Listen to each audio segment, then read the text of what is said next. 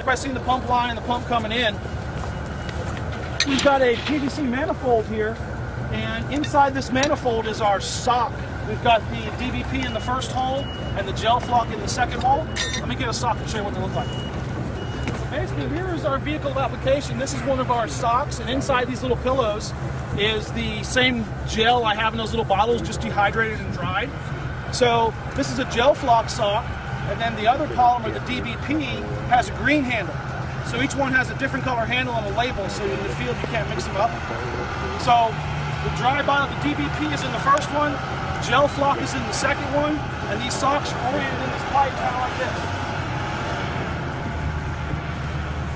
So the reason I want to show you this today, this is a pretty easy setup. Most contractors will have PVC or some sort of pipe. It doesn't be PVC, it can be anything. It can be soft hose. We basically set this up, and we're going to run water past the first one, make it turn, which turn gives it agitation. We're going to run it past the second one, we're going to run it out into the dewatering bag. So you could set this up on a construction site in a very small footprint and achieve great water or NTU reduction in a very small footprint, a pretty easy way to set it up. And what's the pump rate, actually? This pump, if I had to guess, I'd say this pump probably is 300 gallons a minute, maybe. I've run it in other test areas where I've run it at 600-800 gallons a minute. Now, if I was using a 4-inch pump with a larger manifold, multiple socks. Correct. You could do multiple socks in the manifold. Or multiple manifolds. Correct. You could link manifolds together. You can do multiple dewatering bags. You could go, this manifold hangs put together, which is a great job. It shows both. They've done it with an 8-inch and a 6-inch, which is kind of nice because it gives you versatility. You can do all 6-inch, you can do all 8-inch, you can do a combination of 6 and 4. There's many ways to go with this. This just gives you the two sizes in reference to put it together. How many gallons will those two socks do? We're real comfortable saying a set of socks, like I have 2 bottles, I got 2 socks. A set of socks will treat between 100 and 200,000 gallons depending on what your background turbidity is. Obviously, if you're pulling out water that's 1,800 NTUs, you're not going to get 200,000 gallons of treatment. But you're pulling out water that's 300, 400, 500, you'll probably get close to that 200,000 gallons of treatment out of a set of socks. The nice thing is, when the sock's depleted, you'll see the pillows are empty.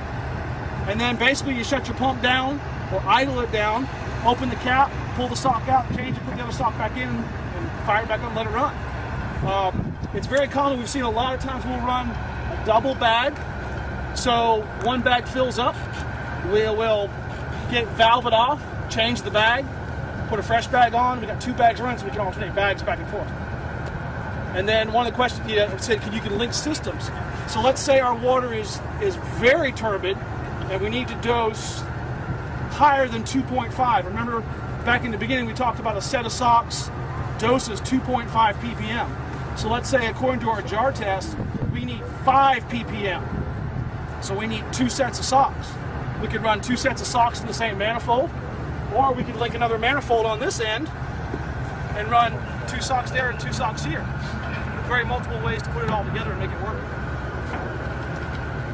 Questions? I'm going to go fire the pump up. We'll let it run a little bit. And we had a few little leaks this morning, so just everybody, when we fire it up, be careful you don't get wet. A little chilly this morning, we're getting wet from the manifold.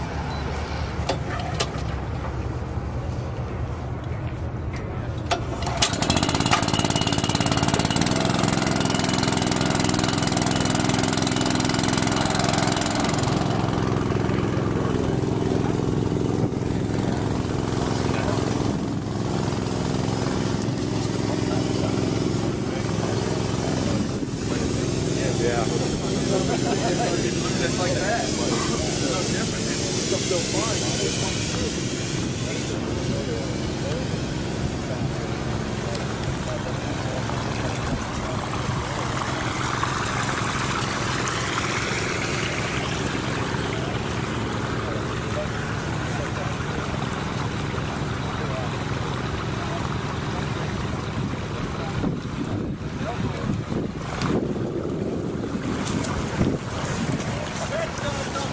Get ready to watch me fall.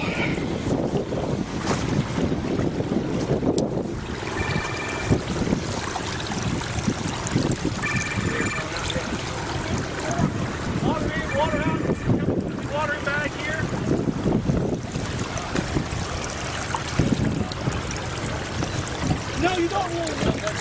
Well, that's actually catching the swamp. It's catching the swamp. So in small footprint, we're able to catch that stuff, and you can actually let this inside out of the bag. No, we could run this hose back to the pond. Then it would settle down there. Correct. Correct. This gives us a controlled settling area. Well, what'll happen in here, it'll push it against the sides of the bag. No, just say you're releasing it into the pond, but it just would It would sink. It would eventually sink, yes. Correct. Yep. Correct. Now, where I'm from in Florida, we've got a big algae issue in our ponds. On golf courses, they fertilize the dams on golf courses, nitrogen and phosphorus. Oh, is it? So when we do it, they'll dewater a pond and they'll run it through a bag and back into the pond, and they'll catch all that algae. And that's out of the bag. So I'm going to get my meter and we're going to meter this one up and see what we get.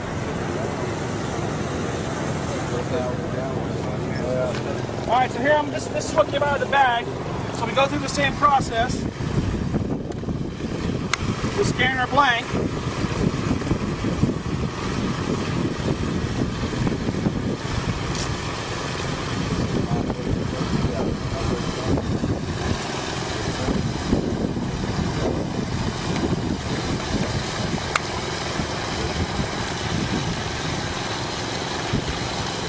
So in about 5 to 7 minutes runtime, we went from 540 to 122.